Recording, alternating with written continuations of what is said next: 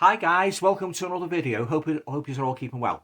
Now for this video, I'm going to review a horror novel which I've been reading and I've been really enjoying. Now it was written by a guy called Paul Tremblay, who's making a name for himself in the modern horror genre, and it's a movie that's very similar to stories like The Exorcist, and it's called A Head Full of Ghosts. Alright then guys, before I say anything further about the book and give my opinion on the story, I'll just read the synopsis off the back, just in case you're not familiar with it. Now this was the winner of the 2015 Bram Stoker Award. One of the most frightening books I've read this or any year, says Guardian's Thriller of the Month. The lives of the Barretts, a suburban New England family, are torn apart when 14-year-old Marjorie begins to display signs of acute schizophrenia. To her parents' despair, the doctors are unable to halt Marjorie's descent into madness. As their stable home devolves into a house of horrors, they reluctantly turn to a local Catholic priest for help and soon find themselves the unwitting stars of The Possession, a hit reality television show. 15 years later, a best-selling writer interviews Marjorie's younger sister, Mary. As she recalls the terrifying events that took place when she was just 8 years old, long-buried secrets and painful memories begin to surface, and a mind-bending tale of psychological horror is unleashed. So there you go, guys. That's the synopsis for this horror novel written by Paul Tremblay. All right then, guys, on to my thoughts now on the story as a whole.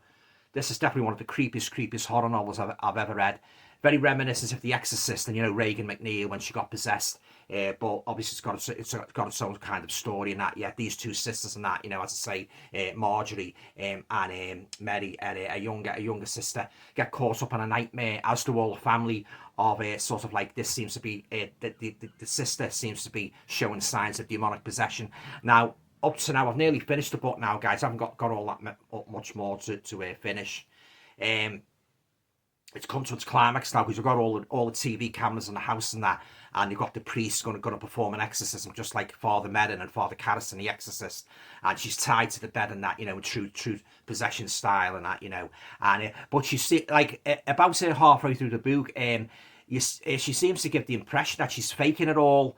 And she's even said to her sister, "I'm faking it," and that, you know. So you don't really know, but at the same time, she's behaving very strangely. There's one particularly gross out scene at the dinner table, which I won't go into. Very sickly scene. But yeah, and she starts moving around like Regan and that, you know. Her body starts sliding up and down the house and that, you know. She's acting very strange. She's saying strange things and that, you know. And there's one or two obscene moments as well, which I won't go into. But if you like stories like The Exorcist, you know, The Omen, I think, and you like reading these kind of books, and you haven't read this, I strongly suggest you get yourself a copy. This guy's written quite a few horror novels. He's written that one. Is it the one where they go to the house? Is it The Cabin at the End of the World? Hang on, I'll just have a look, guys. I think it might be The Cabin at the End of the World. Hang on, I'll just check. Here's all his books here. Disappearance of the... Yeah, The Cabin at the End of the World, which was made into a motion picture. Growing Things and Other Stories. Survivor Song. The Little Sleep and No Sleep Till Wonderland Omnibus. And The Pall Bearers Club.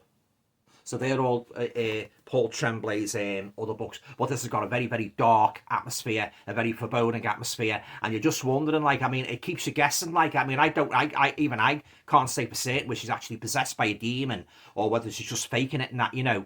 As sometimes a lot of these cases where you know, the media have gone to the house and that, it turns out that the girls or the boy was faking it and that, some or all of it. So this is what's keeping me hooked, guys. I've got to find out, is it sort of like fakery, or is there something really dark going on here involving Beelzebub and his minions and that? Yeah, but yeah, as I say, if you like stories like The Exorcist and those kinds of novels that give you the chill, read A Head Full of Ghosts, and I guarantee you'll be on the edge of your seat. You know, the author's got a good way of doing characters and that, like Stephen King, you know, setting the scene and that, setting the tone and that, and just things just start getting worse and worse. As I say, like The Exorcist, things start getting weird. She's seen by doctors, she's seen by psychiatrists, the usual palaver when, you know, a person suspected of being possessed by the devil. So yeah, so I think this is the most scariest story since The Exorcist. You know, it's really creepy and that, and the interplay between the two sisters and that, you know, and the way she creeps into a younger sister's room at night, and a younger sister's got like a dollhouse in the room and that. She starts messing around with that. She's coming out with all sorts of strange things. Anyway, guys, I won't go on any further. I'll let you get this for yourself, A Head Full of Ghosts. But yeah, I'm really enjoying it so far. And as I say, I'm just near the climax now, where they're all the TV